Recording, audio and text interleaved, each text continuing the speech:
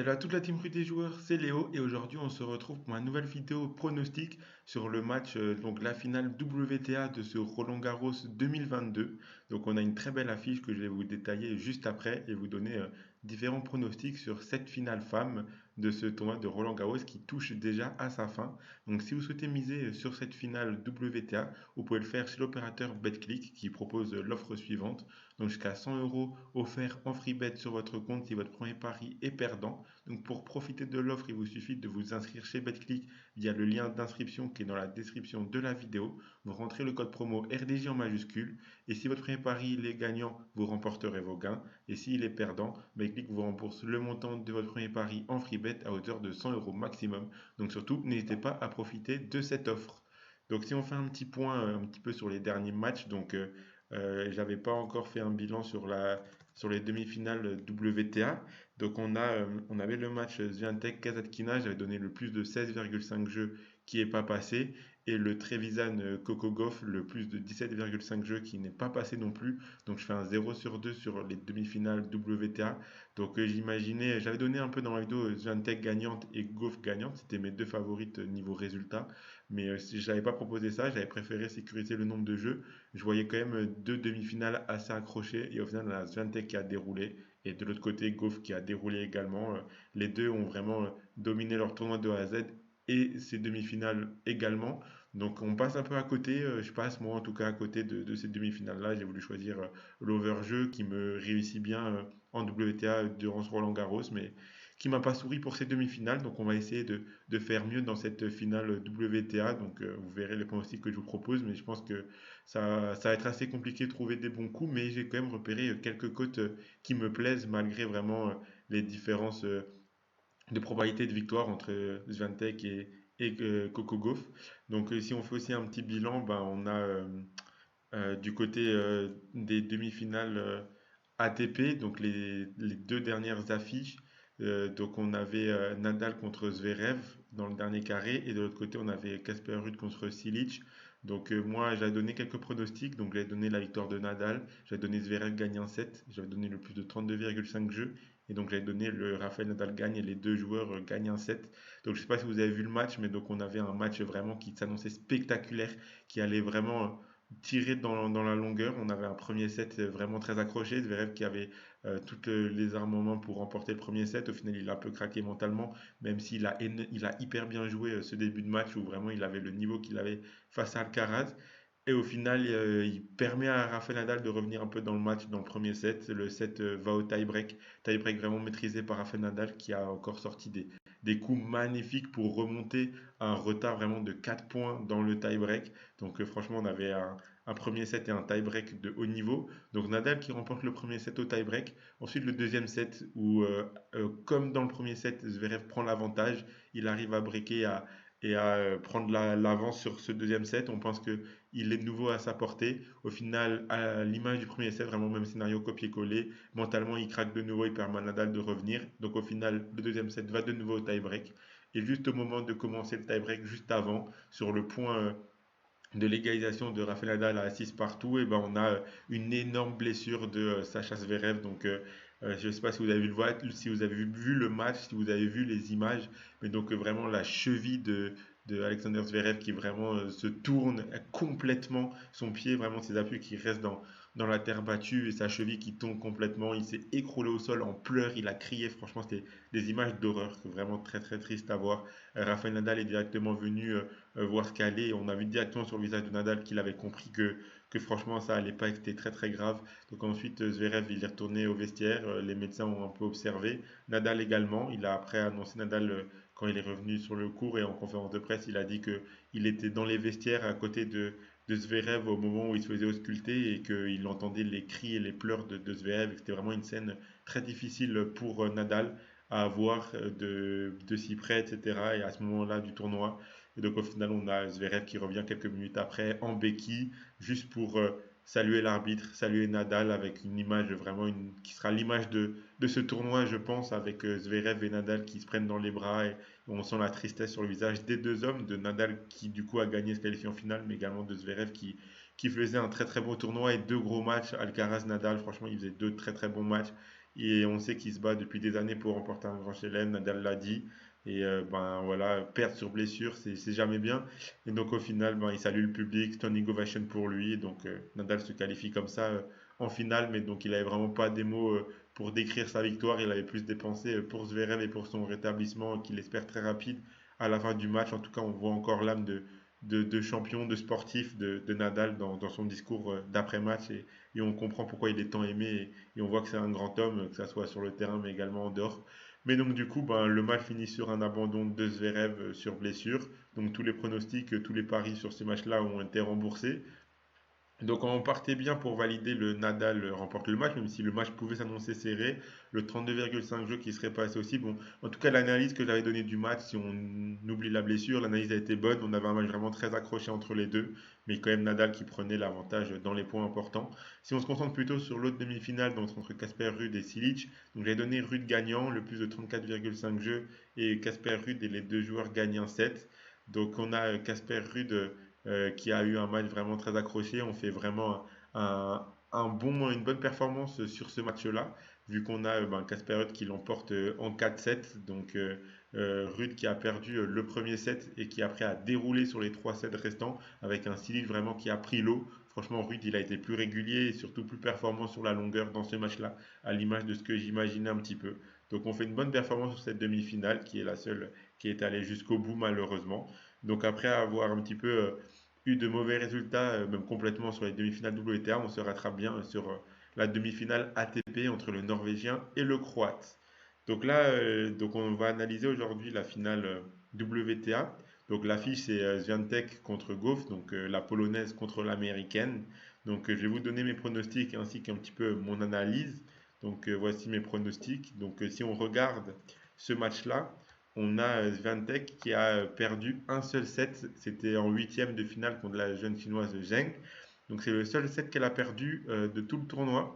Et sur les 6 matchs qu'elle a fait pour l'instant dans ce Roland Garros, elle a perdu 29 jeux en tout. Donc c'est quand même une bonne performance quand on pense que du coup ben, il y a 2 sets par match et il y en a même eu 3 du coup contre la chinoise. Et que dans l'ensemble des matchs, 3 fois elle a remporté un set 6-0 et elle a fait pas mal de sets remportés 6-3 ou 6-2. Donc on voit que vraiment il y a une domination nette, sans bavure de sa part dans tous les matchs. Franchement, elle est en confiance de fou. Elle va peut-être même, elle a la possibilité, si elle remporte ce match-là et qu'ensuite dans les prochains tournois, elle gagne encore des matchs, de dépasser vraiment le record de victoires d'affilée qui est détenu par les sœurs Williams. Donc franchement, ça serait impressionnant et on pourrait vivre quelque chose de beau et de magnifique avec cette polonaise. Donc il lui reste encore quelques marches et quelques victoires à faire avant d'arriver à ce stade-là. Mais en tout cas, son objectif principal pour l'instant, c'est de remporter ce grand chelem qui lui vraiment était destiné du début à la fin.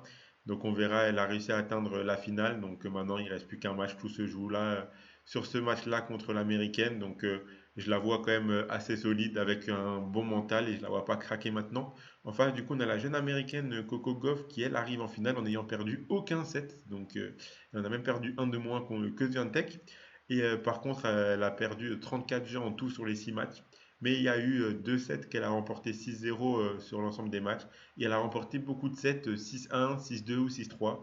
Donc on peut voir que c'est vraiment deux joueuses pardon, qui ont dominé, ultra dominé tous leurs adversaires tout le long de ce tournoi. Vraiment, elles font toutes les deux un Roland Garros qui est vraiment mais impeccable du début à la fin, de A à Z, elles sont vraiment très fortes, que ce soit sur le service, que ce soit sur les retours, que ce soit sur les coups droits, les revers, tout fort. Franchement, elles font un Roland Garros parfait de A à Z. On a franchement une très très belle affiche, je trouve, pour cette finale.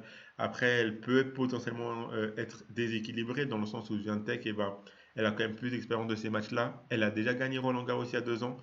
Donc, même si on a vraiment deux joueuses qui vont arriver énormément en confiance, notamment grâce à leur tournoi et à leur bonne forme récente, ben là, cette énorme forme de Coco Gauff est quand même plus récente que la forme de Swiatek qui elle avait déjà enchaîné pas mal de victoires avant d'arriver à Roland Garros, alors que Gauff, c'est vraiment depuis le début de Roland Garros que elle enchaîne cette ultra domination.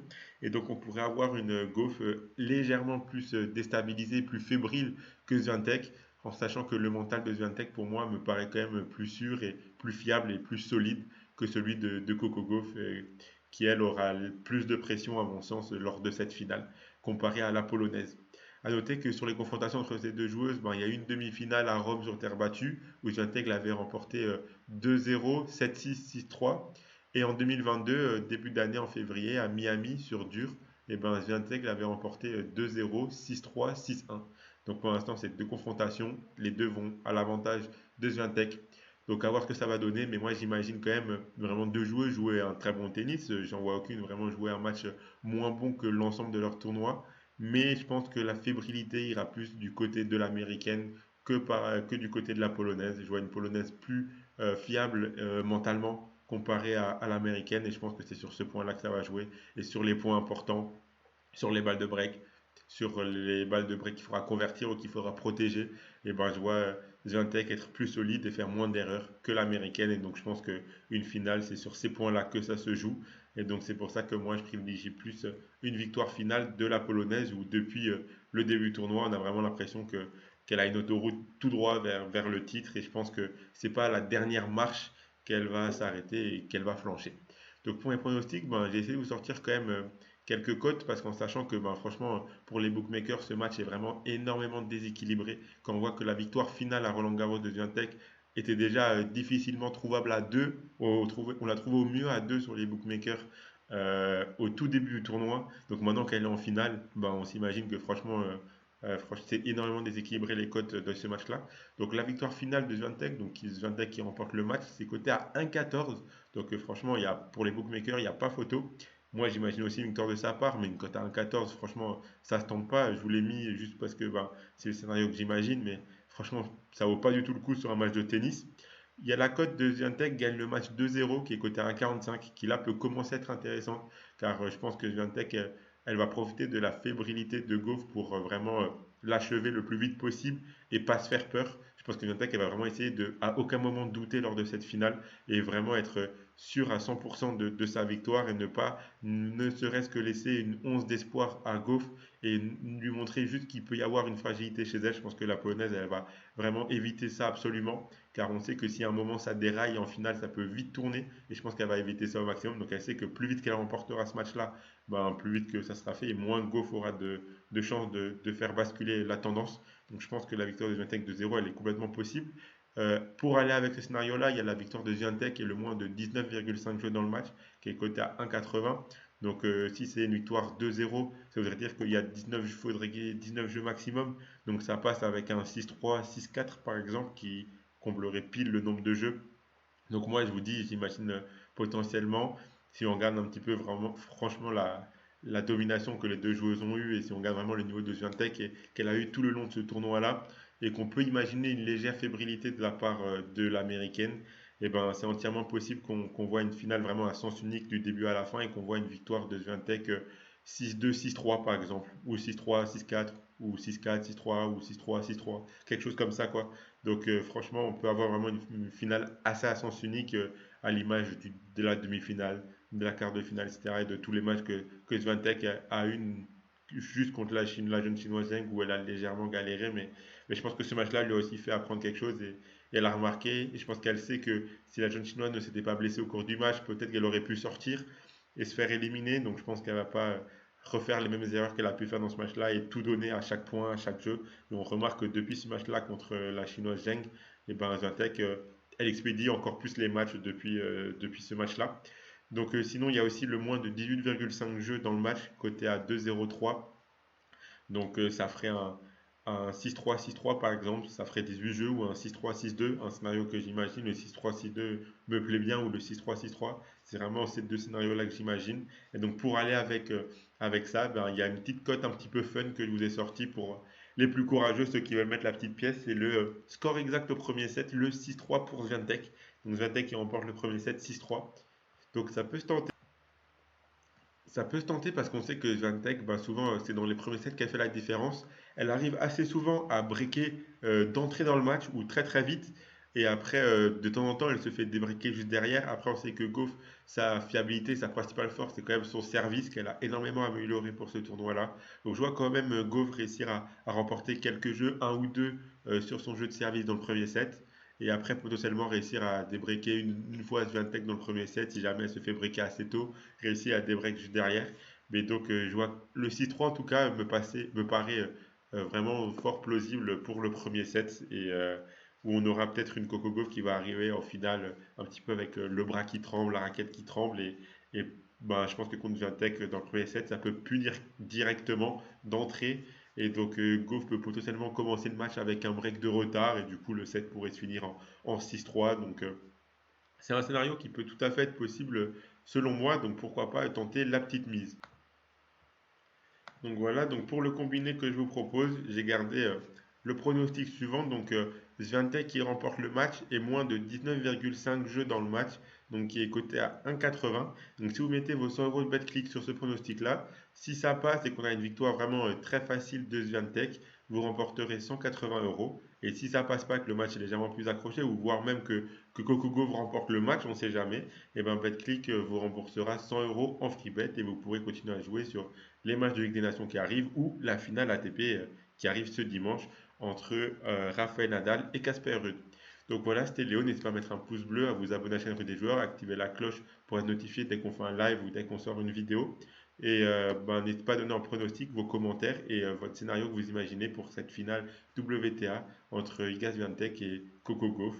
Une finale qui peut s'annoncer intéressante à suivre, mais qui peut potentiellement être à sens unique, malheureusement, vu la domination de la Polonaise sur l'ensemble de ces matchs sur ces derniers mois. Donc voilà, c'était Léo, on se retrouvera pour la prochaine vidéo. Je vous dis ciao tout le monde!